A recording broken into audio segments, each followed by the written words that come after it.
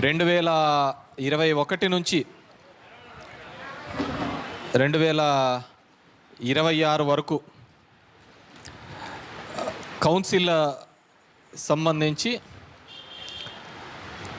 దగ్గర వైఎస్ఆర్ కాంగ్రెస్ పార్టీ తరపున 40 మంది ఏకదాటిగా బ్రహ్మాండమైన మెజార్టీతో గెలుపొందడం జరిగింది. వైఎస్ఆర్ కాంగ్రెస్ పార్టీ గుర్తు మీద వారందరికీ కూడా నిన్నటితో 5 సంవత్సరాలు పూర్తయి పదవీ విరమణ జరుగుతున్నది. వారందరూ కూడా దాంట్లో 34 మంది ఎన్ని కష్టాలు వచ్చినా, ఎన్ని ఇబ్బందులు వచ్చినా, ఎంతమంది ఏ విధంగా బెదిరించినా కానీ వైఎస్ఆర్ కాంగ్రెస్ పార్టీకి నాకు తోడుగా నిలబడి మా వెంట నడిచిన అందరికీ, మీ అందరికీ కూడా మరొక్కసారి పేరు పేరున ధన్యవాదాలు తెలియజేసుకుంటున్నాను. ఎందుకంటే ఎప్పుడూ లేని విధంగా 2013లో జరిగిన ఎలక్షన్స్లో ఎంతమంది? 14 మందా? 11 మందా? 14 మంది గెలవడం జరిగింది. 12 అంత.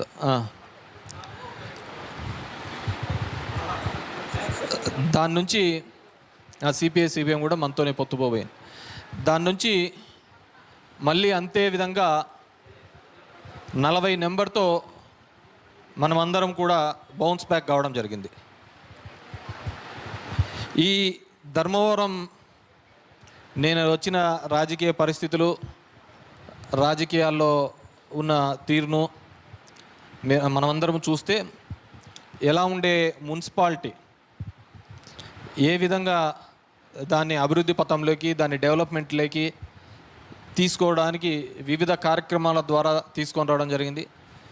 నిరంతరం ప్రజల పక్షాన పోరాడుతూ వాళ్ళ సమస్యలు తెలుసుకుంటూ వాళ్ళకు అండగా నిలబడిన సందర్భం. ఇంతకుముందు నారాయణ రెడ్డి చెప్పిన విధంగా 32 సంవత్సరాలు మా కుటుంబం ఈ ధర్మవరంతో అటాచ్మెంట్. మా నాన్న 94లో మొట్టమొదటిసారి ఇక్కడ ఇండిపెండెంట్గా పోటీ చేసినప్పటి నుంచి ఈరోజు 2006 వరకు కూడా ప్రతిరోజు కూడా జనం కోసము, మమ్మల్ని నమ్ముకున్న వాళ్ళ కోసం నిరంతరము పోరాడుతున్నాం, ఫైట్ చేస్తున్నాం, వాళ్ళ అభివృద్ధిని కాంక్షిస్తూ పనిచేస్తున్న సందర్భం.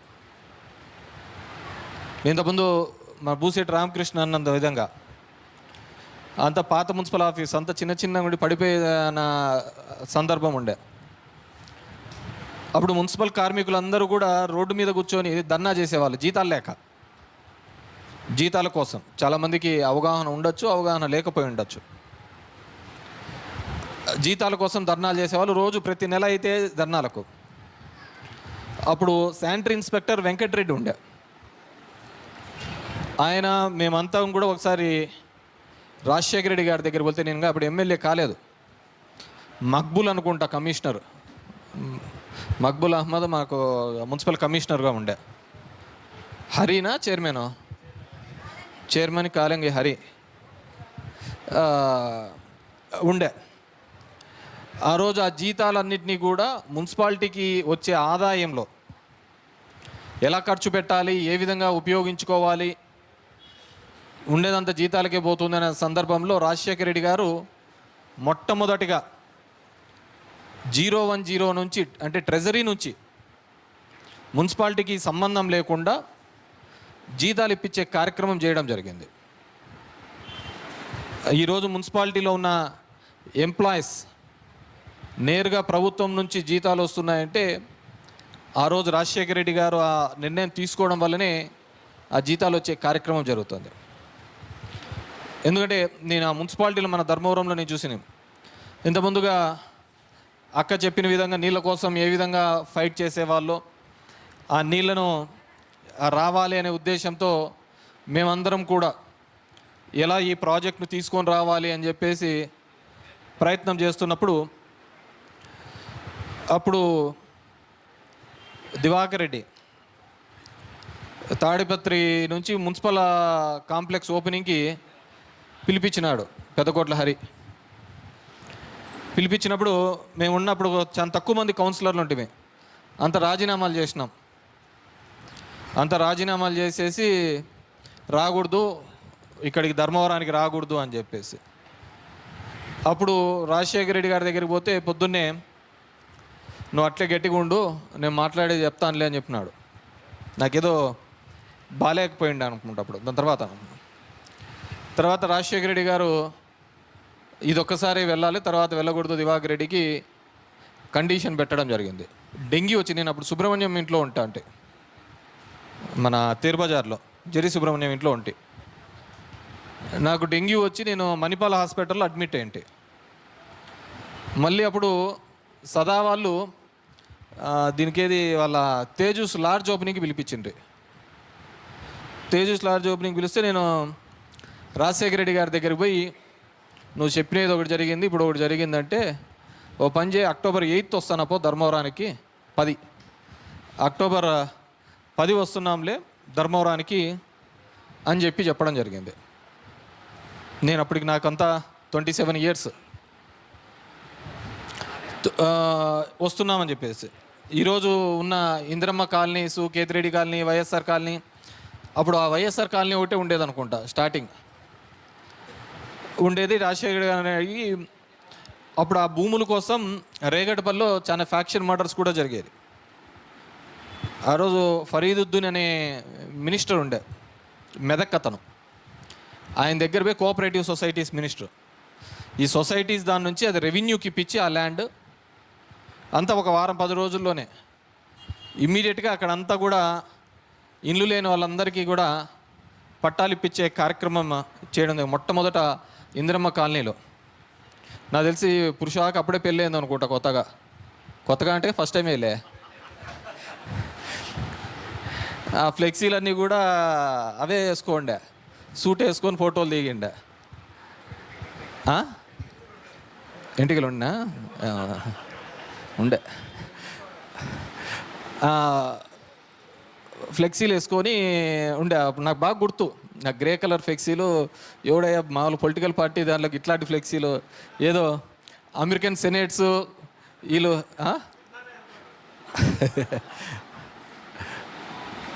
అంటే నేను అత్తగారు బాగా పెట్టినారులే అనుకున్నా, అత్తగారు బాగా ఇచ్చినారులే అనుకున్నా. మీటింగ్ పెట్టి రాజశేఖర రెడ్డి గారిని పిలిపించి డ్రింకింగ్ వాటర్, దానికి అప్పుడు ఏం అడగల్లో కూడా తెలియదు, అది ఇట్స్ పొలిటికల్గా అనమాట. అప్పుడు బాబావలి కొంతమంది ముస్లిం సోదరులు అందరూ కూడా అప్పుడప్పుడు ఒక అర్జీ తీసుకొని ఇచ్చినారు, మాకు ఈద్గా కావాలి అని చెప్పేసి. మేము అప్పుడు అడిగినాం ఎవరెవరు కావాలంటే ఎవరు, అతను కూడా తీసుకొని వచ్చినాడు. తీసుకొని వచ్చి కలెక్టర్ శ్రీధర్ ఉండే అప్పుడు, ఏంపా ఇక్కడ ల్యాండ్ ఉందంటే ఇట్లా రేగట్పల్లిది అంతా రెవెన్యూకి వచ్చింది, ల్యాండ్ అయితే ఉంది సార్ అంటే ఇమ్మీడియట్గా 20 ఎకరాలని అక్కడ అనౌన్స్ చేసి పడాడు. అదేవిధంగా నాకు తెలిసి నేను అప్పుడు గుడ్ మార్నింగ్లో తిరుగుతున్నాను కాబట్టి నాకు ఇక్కడ తెలిసిన ఇదేంటంటే డ్రింకింగ్ వాటర్ కావాలి అని చెప్పేసి ఇదే జరిగితే అప్పుడు శ్రీనాథ్ రెడ్డి అని మా బంధువే ఉండే ఈగా, ఆయన ఇమ్మీడియట్గా ముందు రోజు ఒక శిలాఫలకం, అంటే జీవో లేదు ఏంది లేదు, నాకు తెలిసి రాష్ట్ర చరిత్రలో దేశ చరిత్రలో ఒక ముఖ్యమంత్రి జీవో లేకుండా ఏంది లేకోకుండా ఒక శంకుస్థాపన చేసినది ఏంటంటే అది ధర్మవరం డ్రింకింగ్ వాటర్. నాకు కావాలి ఎట్టి పరిస్థితుల్లోనే ఊరికి కావాలంటే అప్పుడు జేఎన్యూఆర్ఎం ఉందే, జైపాల్ రెడ్డి దానికి సంబంధించిన మినిస్ట్రీ.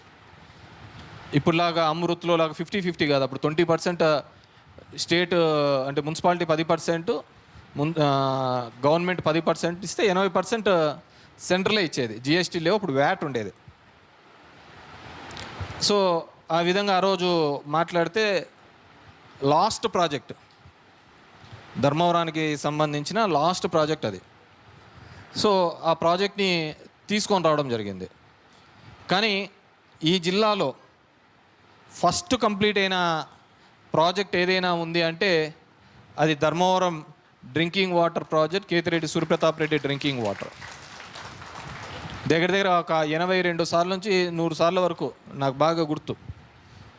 అప్పుడు రామ్మోహన్ రెడ్డి, శ్రీనాథ్ వీళ్ళుండ్రి కూర్చోబెట్టి రోజు ఐహెచ్పి వానికి బిల్లులు రిలీజ్ చేస్తా, ఇది కొట్లాడతా డ్రింకింగ్ వాటర్ అనేది మన ఊరికి తీసుకొని రావడం చేసే కార్యక్రమం చేసిన. 2008 సరే ఎలక్షన్స్ అయిపోయినాయి. 2009లో మళ్ళీ వాటిని ఓపెన్ చేసి మళ్ళీ ప్రజలందరికీ కూడా ఆ తాగునీటిని అందించే కార్యక్రమం చేయడం జరిగింది. నిరంతరం కూడా గుడ్ మార్నింగ్ ధర్మవరం అనేది ఈరోజు సోషల్ మీడియాలో వచ్చింది, కానీ ఆ రోజు మేమంతా ఊరికనే తిరిగే వాళ్ళం. ఉన్న కౌన్సిలర్స్ తిరిగి ఏదో ఒకటి గ్రాంట్స్, డెవలప్మెంట్స్, ఏదో మున్సిపాలిటీకి ఇంత డబ్బులు కూడా ఉండేటివి కాదు. సో ఆ విధంగా చేసుకుంటా రావడం జరిగింది, స్టెప్ బై స్టెప్. అప్పట్లోనే దగ్గర ఆ రేగడ్పల్లి colony, L1, L2, L3, L4, Indiramma colony అంతా కలిసినా కానీ 13,000 మందికి మొట్టమొదటిసారిగా టౌన్కి అంత దగ్గరగా. ఈరోజు ఎంత ఎకరా 10 కోట్లు ఉందా, 6 కోట్లు ఉందా? ఏం భాస్కర్ రెడ్డి ఎంత ఉంది? 5-6 కోట్లు ఉందా? మీరు కొనేటప్పుడు ఒకటి చెప్తారు, అమ్మేటప్పుడు ఒకటి చెప్తారు. ఏం బాలే, అంతే కదా. సో 5-6 కోట్లు ఈరోజు ఆడ ల్యాండ్ వాల్యూ. ఆ విధంగా ఒక కాలనీ కట్టించాలి అనే ఒక ఆలోచనతో, విస్తరణతో డెవలప్మెంట్ అంతా చేసుకుంటూ రావడం. కానీ ఏమంటే అప్పుడు ఈ ఉద్యమం రావడము, మనం ఏం చేసినామో చెప్పుకోలేని పరిస్థితులలో ఉండడము, దీనివల్ల అంతా కనుమరుగైపోయిన పరిస్థితి. 2014 ఎలక్షన్స్లో చూసినా కానీ నేను అప్పటి నుంచి కూడా ఇంతకుముందు శివ అన్నట్టుగా నేను ఎప్పుడు ప్రతిసారి కూడా చెప్తూనే ఉంటా, ఈ దేశంలో ఎలక్షన్స్ అనేది పెద్ద బూతు. ఆ రోజు గతంలో రిగ్గింగ్ రూపంలో జరుగుతా అంటే ఈరోజు ఈవీఎంల రూపంలోనో ఇంకో రూపంలోనో జరుగుతుంది. 14 ఎలక్షన్స్లో నేను చూసే అప్పుడు ఇదే గునాదుల మీదనే దగ్గర 5-6 వేల ఓట్లు ఎక్కించిన సందర్భం. గునాదుల మీదనే ఓట్లు ఎక్కిచ్చేసి మేము మళ్ళీ దాని మీద ఎంక్వైరీ చేసి ప్రజెంటేషన్ ఇచ్చి, ఈ మధ్యన రాహుల్ గాంధీ చేసినది మేము ఆ రోజుట్లోనే చేసినాం, చెప్పి చేయించే కార్యక్రమం చేసినాం. తర్వాత 2013లో వచ్చిన తర్వాత మనం 12 సీట్లతో ఉండిపోయినాం. అయినప్పటికీ కూడా ఏ రోజు కూడా ప్రజలకు అందుబాటులో లేకుండా పోయినదంటూ లేదు.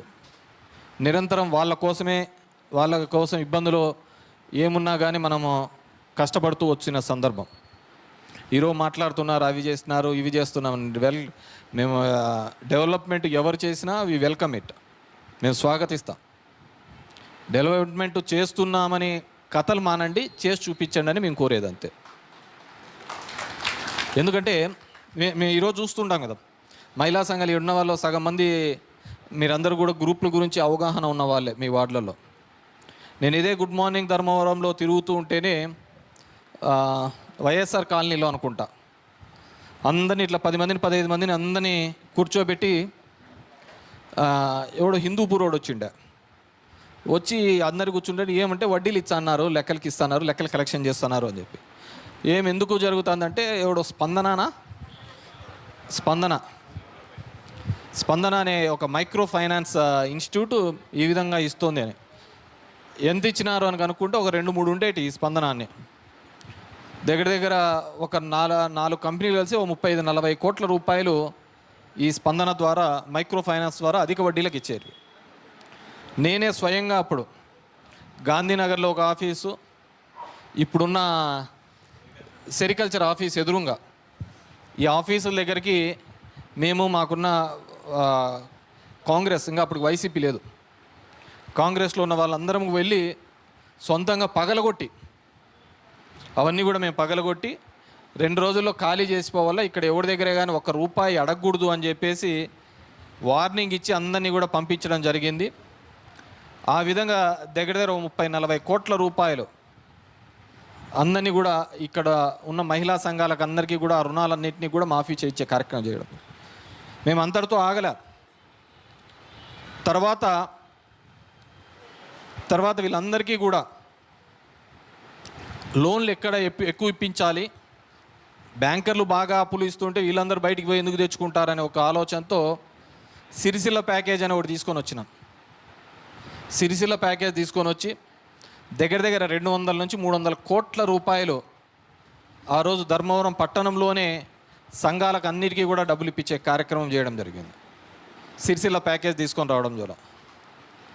దీంతోనే కాదు, తర్వాత సందర్భంలో చెత్త ఎక్కడంటే అక్కడ వేస్తున్నారు, దాని మీద సరిగా మెయింటెనెన్స్ లేదనే ఉద్దేశంతో ఆ రోజులో కూడా మా కౌన్సిలర్ టీం అంతా కలిపి మాండ్యాకు పోయింటిమి.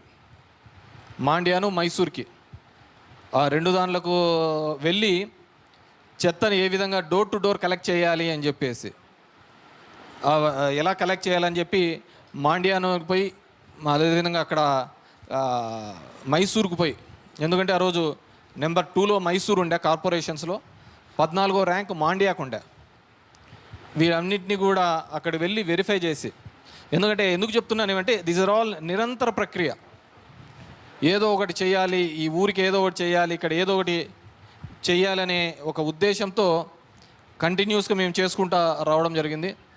దాని తర్వాతనే డోర్ టు డోర్ కలెక్షన్ ఎంత 30 రూపాయలతోనా, రోజుకు రూపాయితో మనం మొదలుపెట్టినదే, అంతే కదా. 30 రూపాయలతో రోజుకు రూపాయి లెక్కన మొదలుపెట్టే కార్యక్రమం చేసినాడు. చంద్రబాబు వచ్చి అదేంది అనే చెత్త మీద కూడా పన్నేస్తున్నాడు అనే, చెత్త మీద కూడా పన్నేస్తున్నాడు అని చెప్పేసి, రూపాయి పెద్ద విషయం కాదు, దాన్ని కూడా పెద్దగా రాద్ధాంతం చేసి ఎవడు కలెక్ట్ చేస్తాడు?